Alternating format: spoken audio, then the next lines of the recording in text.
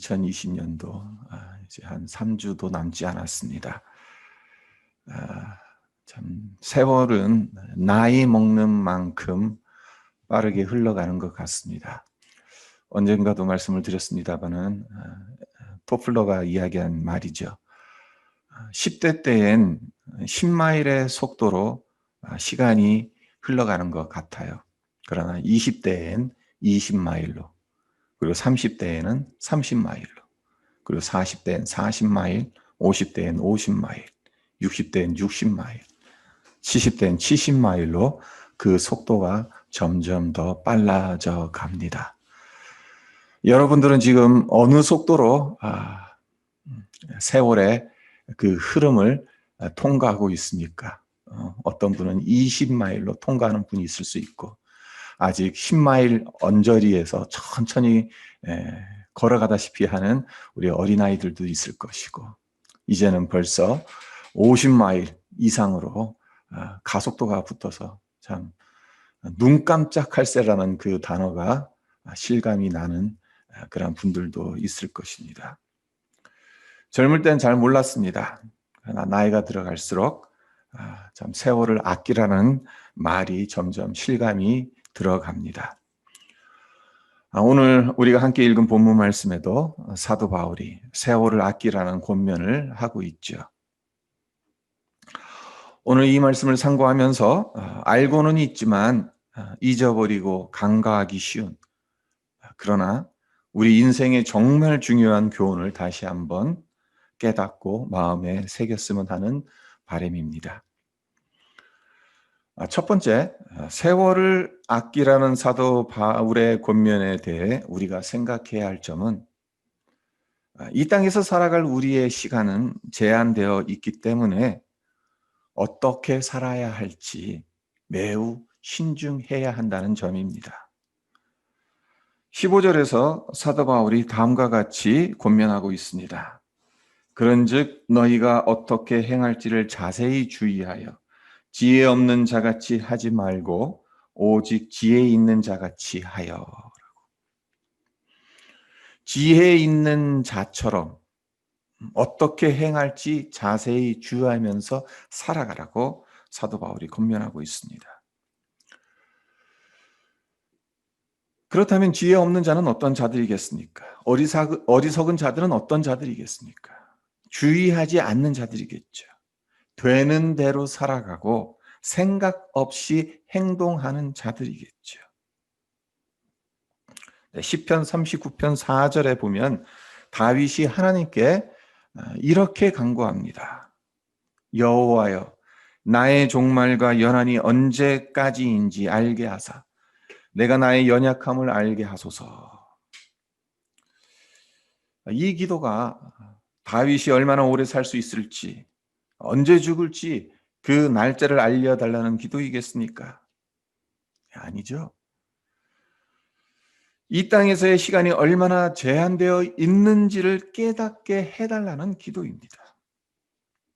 이 땅에서 영원히 살 것처럼 생각하며 내 마음대로 사는 것이 아니라 내게 주어진 시간이 끝나서 인생의 종착지에 도달하게 된다는 사실을 깨닫게 해달라는, 그래서 자신의 연약함을 알게 해달라는 기도입니다.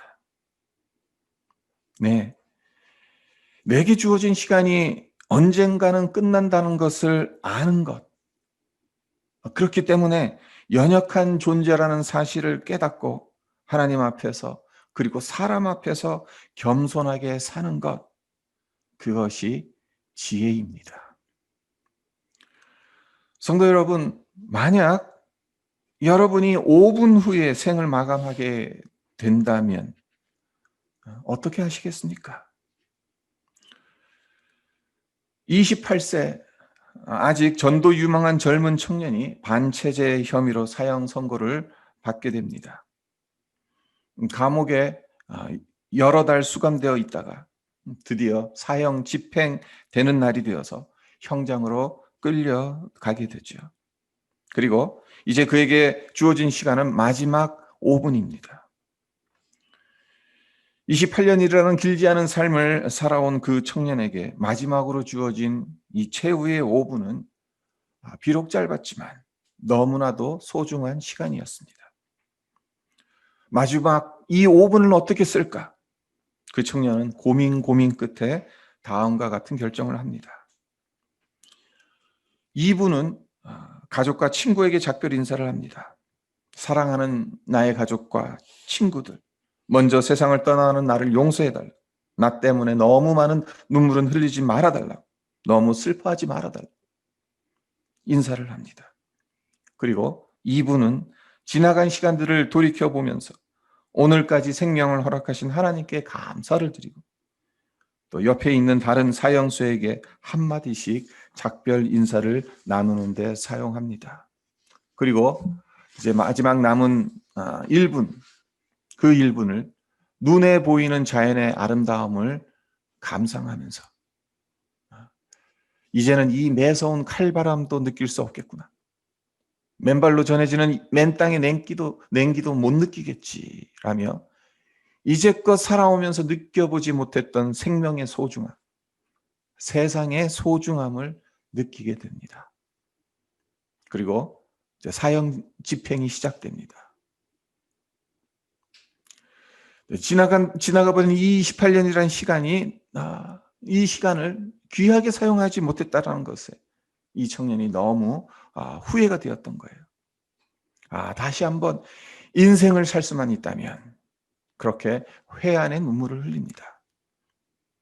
그런데 그 순간 이제 사형 집행이 시작되는 그 순간 이 집행을 중지하라는 황제의 명령이 급하게 내려옵니다.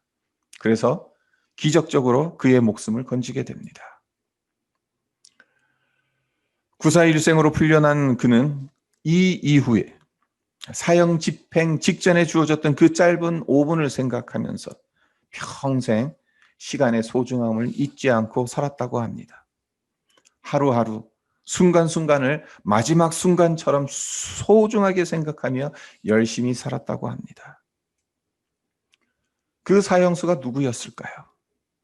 바로 죄와 벌, 카라마조프의 형제들, 행복한 순간 등 수많은 불후의 명작을 남긴 톨스토이에 비견되는 세계적인 문호인 도스토옙스키입니다. 성도 여러분, 나의 종말과 연한이 언제까지인지 아는, 그래서 나의 연약함을 아는 지혜로운 자가 되기를 바랍니다. 우리에게 주어진 하루하루, 도스토옙스키가 경험했던 인생의 마지막 순간일 수도 있었던 5분과 같이 소중하게 여겨서 어떻게 행할지 자세히 주의하시기를 기원합니다. 두 번째로 생각할 점은 세월을 아끼라는 말, 이 말은 기회를 살아라는 말로 바꿔 쓸 수 있다는 거죠. 우리 모두는 오늘보다 더 나은 내일을 위해 좋은 기회를 잡으려고 애씁니다. 우리 자녀들 왜 교육을 시키는 것이겠어요? 왜 학원에 보내고 엑스트라 커리큘럼으로 뭔가를 시키겠어요? 더 좋은 기회를 잡으라고. 기회가 왔는데 그 기회를 준비가 안 돼 있어서 잡지 못하면 안 되니까 기회를 잡을 수 있도록 준비시키는 것 아니겠습니까? 문제가 뭡니까? 그러나 기회가 흔한 것이 아니라는 거죠. 기회가 어느 정도로 흔하지 않으면 흔히들 말하기를 인생에 3번의 기회가 온다고 하잖아요.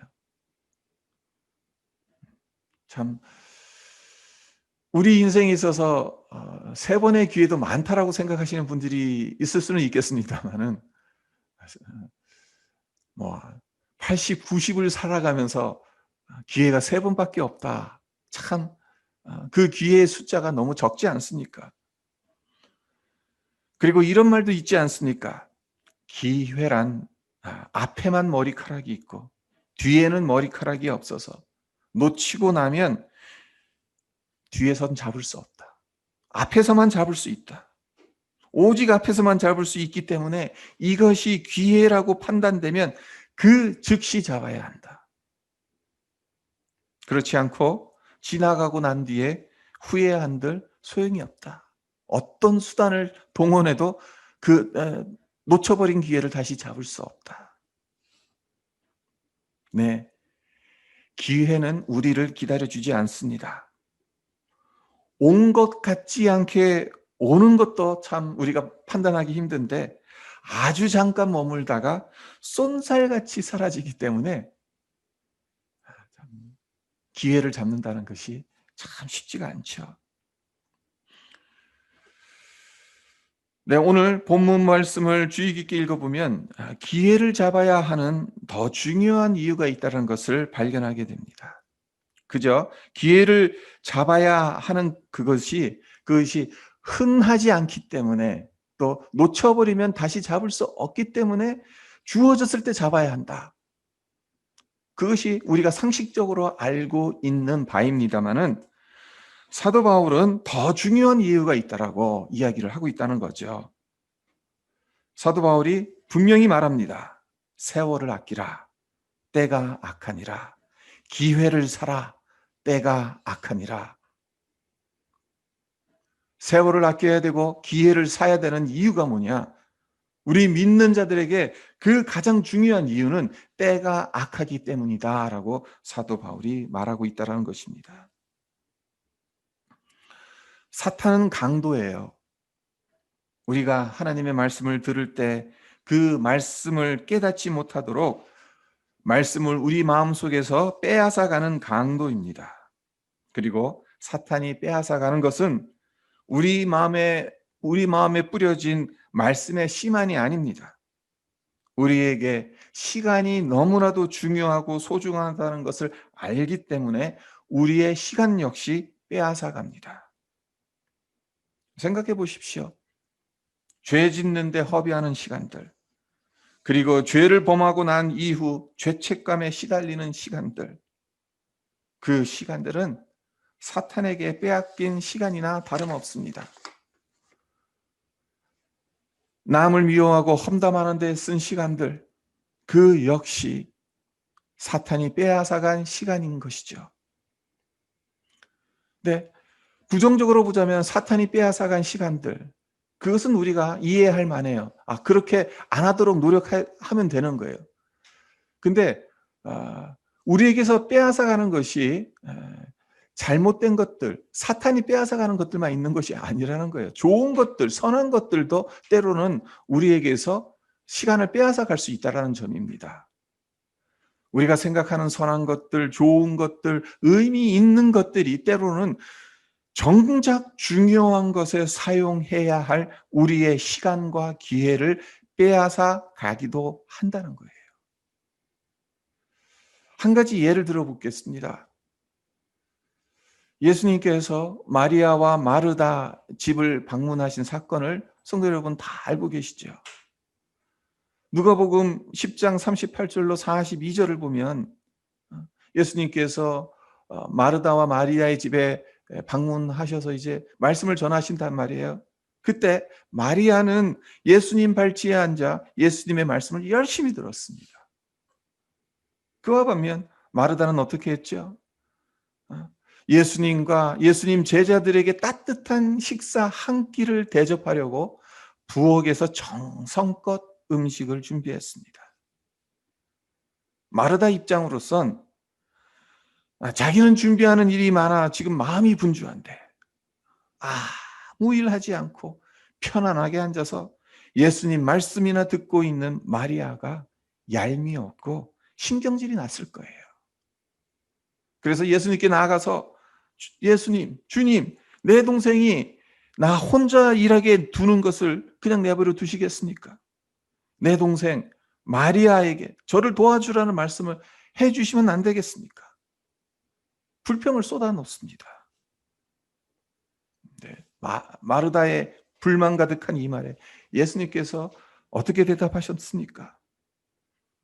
예수님께서 마르다를 향해서 이렇게 말씀하셨어요. 마르다야, 마르다야. 내가 많은 일로 염려하고 근심하나 몇 가지만 하든지 혹은 한 가지만이라도 족하니라. 마리아는 이 좋은 편을 택하였으니 빼앗기지 아니하리라. 그러니까 몇 가지만 하든지 혹은 한 가지만이라도 족하다. 이 말씀에 담겨진 뜻이 무엇이겠어요? 음식 한두 가지만 준비하면 될 것을 왜 네 마음 상해 가면서까지, 그리고 더 중요한 말씀 듣는 것을 포기해 가면서까지 음식 장만하려고 하느냐는 말씀인 거죠.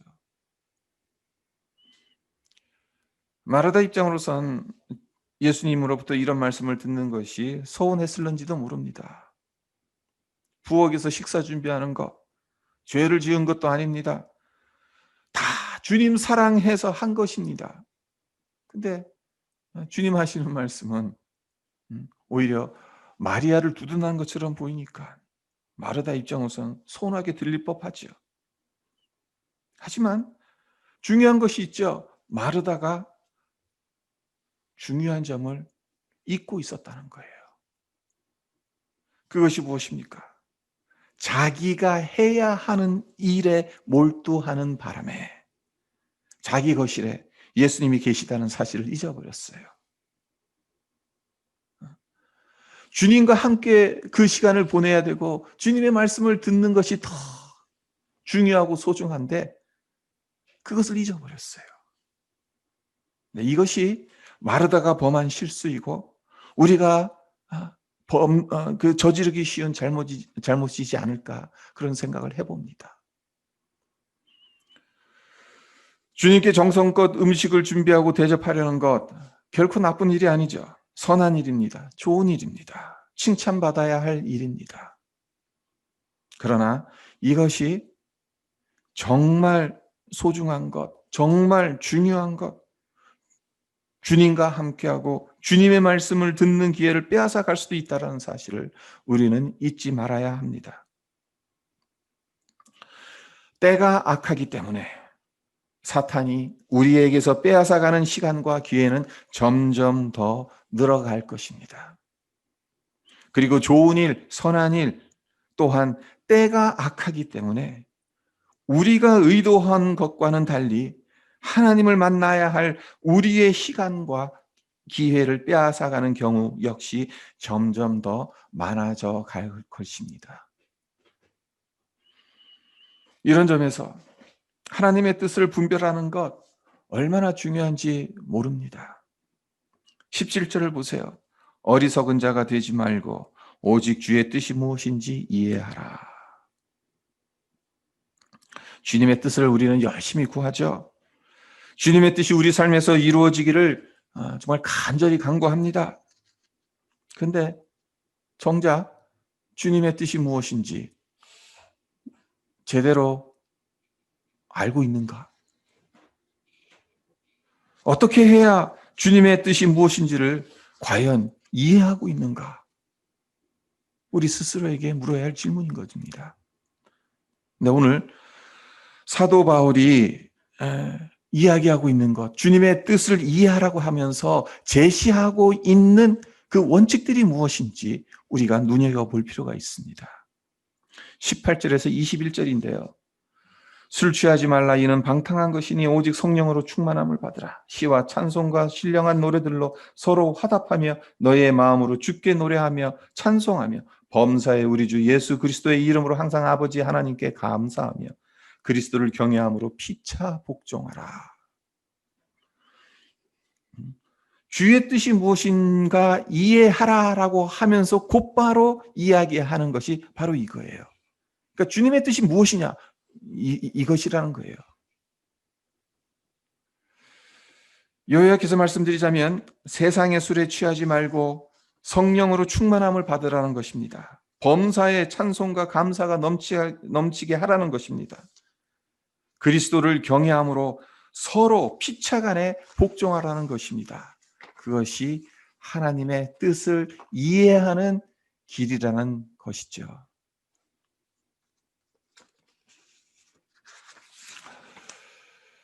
사도 바울이 제시하고 있는 이러한 것들 사실 매우 원론적인 것이라고 볼 수 있습니다. 상황마다 필요한 구체적인 가이드라인은 아닙니다. 우리 딴에는 상황에 맞는 구체적인 가이드라인을 주면 참 좋겠는데 사도 바울은 매우 원론적인 원리만 제시하고 있습니다. 사도 바울이 왜 그렇게 한 것이겠습니까?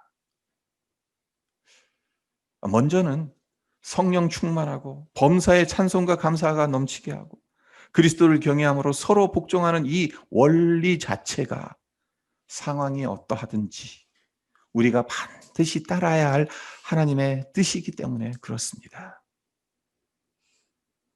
좋을 때든 나쁜 때든 행복할 때든 불행할 때든 기쁠 때든 슬플 때든 그 상황에 상관없이 항상 우리가 나아가야 할 그 자리는 성령 충만한 자리라는 거죠. 찬송과 감사가 넘치게 해야 된다는 겁니다. 예수님을 경외함으로 서로 복종해야 된다. 그것이 하나님의 뜻이라는 것이에요. 그리고 또 다른 이유가 있는데요. 이렇게 비유를 들면 이해하시기가 쉬울 겁니다. 바울이 구체적인 가이드라인이 아닌 기본적인 원칙을 제시하는 것은 마치 물고기 잡는 법을 가르쳐 주는 것과 비슷하다고 볼 수가 있습니다. 사도 바울은 지금 우리에게 물고기를 일일이 잡아주는 것이 아닙니다. 물고기 잡는 법을 가르쳐 주고 있습니다. 무슨 의미입니까? 물고기 잡는 기본적인 원리를 알고 있으면 강이 되었든 호수가 되었든 바다가 되었든 물고기 잡을 수 있는 곳에 가게 되면 물고기를 잡을 수 있는 거예요. 이와 마찬가지로 기본적인 신앙 원리를 제대로 알고 있으면 어떤 상황에 놓인다 하더라도 그 상황 가운데 말씀하시는 하나님의 뜻을 이해하고 분별할 수 있다는 겁니다. 하지만 이와 반대로 물고기 잡는 법을 전혀 모른다면 다른 누군가가 일일이 물고기를 잡아줘야 해요. 물고기 먹고 싶을 때마다 내가 물고기 못 잡으니까 다른 누군가가 잡아줘야 해요. 신앙의 원리도 비슷합니다. 신앙의 기본적인 원칙을 모르면요.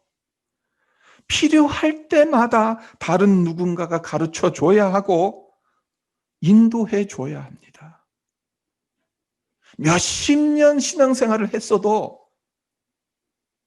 신앙의 가장 기본적인 그 원리를 제대로 파악하지 못하고 있으면 말짱 도루묵이에요. 다른 누군가의 도움이 없이는 하나님의 뜻을 제대로 분별한다는 것이 불가능하답니다. 신앙의 기본적인 원리를 모른다면 필요할 때마다 다른 누군가가 가르쳐야 한다는 것.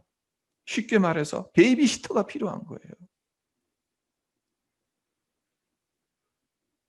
그렇게 되면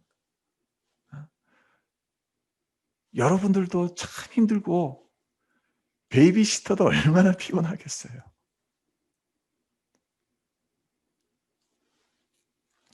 모름지기 신앙생활에서 기본을 세운다는 것은 정말 중요합니다. 아무리 강조해도 지나치지 않아요.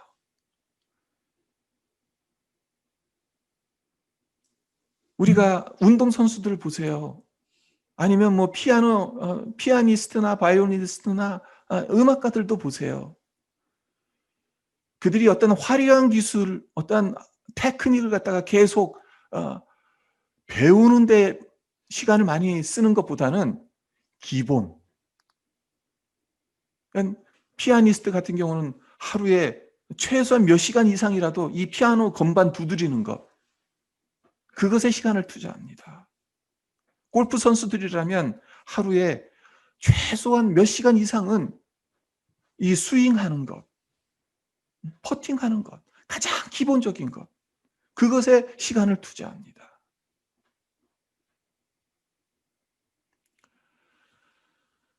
기본이 무너지면 다른 것들 모두 무너지기 쉽지요. 그래서 지금 사도 바울이 가장 기본적인 원리를 제시하고 있는 거예요. 하나님의 뜻을 어, 하나님의 뜻이 무엇인지를 이해하라고 하면서 우리 입장으로는 좀 구체적인 가이드라인, 이럴 때는 이렇게, 저럴 땐 저렇게, 그렇게 해서 딱 이게 프로토콜이 이렇게 딱 마련되어져 가지고 우리에게 주면 그 프로토콜에 맞게 이럴 땐 이렇게 하고 저럴 땐 저렇게 하면 참 좋잖아요. 네. 성경을 아무리 뒤져봐도요, 그렇게 구체적인 가이드라인 주어지지 않습니다. 기본적인 것을 주는 거예요. 그 기본적인 것을 가지고 우리가 몸에 맞게 터득해야 되는 것이고, 그것을 가지고 우리의 삶 속에서 연습하고 훈련하고, 그래서 우리 것이 되게끔 만들어야 한다는 거예요. 그리고 사도 바울이 말하고 있는 그 기본이 무엇이냐? 다름 아닌 성령 충만이라는 거죠. 그렇죠? 한번 생각해 보세요. 우리가 살아가면서 정말 성령 충만하면서 살아가고 있는가? 범사에 하나님 앞에 감사하며 찬양하며 살아가고 있는가? 예수님을 경외함으로 서로 복종하며 살아가고 있는가? 근데 이것이 기본이라고 사도 바울이 말하고 있는데, 이것은 그냥 내버려 두고 다른 것에 신경 쓰면서 내가 신앙생활 잘하겠다, 아무리 그렇게 한들 우리의 신앙이 제대로 세워질 수 있냐는 겁니다. 세워질 수 없다는 거죠.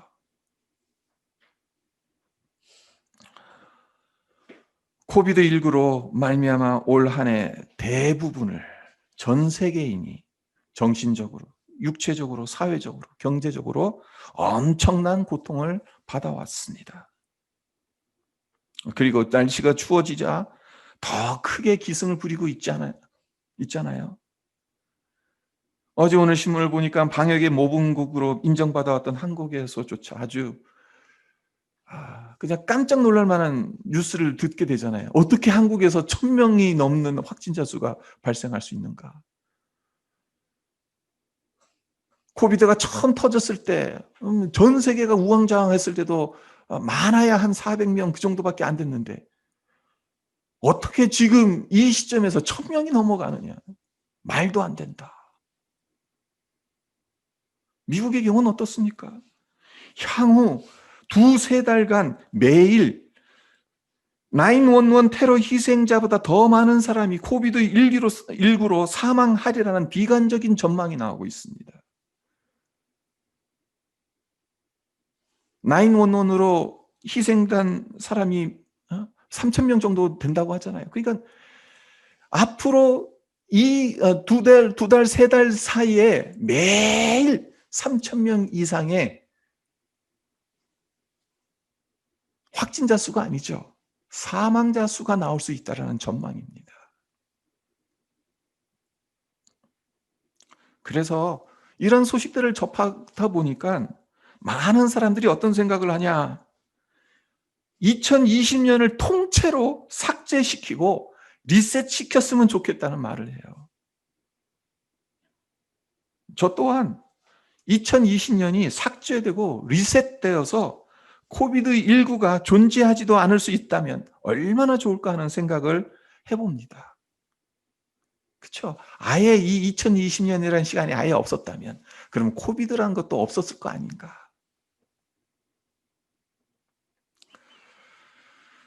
하지만 기억해야 합니다. 이 시간 역시 우리가 인정하든 인정하지 않든, 납득하든 납득하지 않든 하나님의 주권 하에 있다는 겁니다. 우리에게 요구되는 것은 하나님의 뜻을 분별하는 거죠. 지혜 없는 자 같이 하지 말고 지혜 있는 자 같이 어떻게 행할지를 자세히 주의해야 한다는 겁니다. 2020년 한 해를 통째로 날려버리고 싶을 정도로 고통스러운 시간을 보내고 있지만, 그럼에도 불구하고 우리는 여전히 세월을 아껴야 하고 기회를 사야 하는 자들임을 잊지 말아야 합니다. 그리고 세월을 아끼기 위해서 신앙의 기본적인 원리를 터득하고 삶 가운데 적용해야 하는데, 그것이 무엇인가? 성령 충만하는 겁니다. 범사에 찬송과 감사가 넘치게 하는 겁니다. 그리스도를 경외함으로 서로 복종하는 것입니다. 사도 바울의 이 권면 우리가 새겨 듣기를, 그래서 우리의 삶 속에서 정말 실행해 나감으로 인해서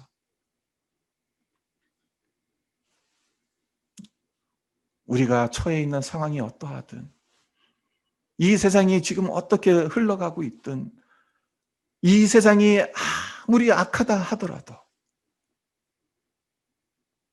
하나님의 백성으로, 하나님의 자녀로 하나님께 영광 돌리는 삶을 살아가시기를 주님의 이름으로 축원드립니다. 네, 잠깐 기도하도록 하겠습니다.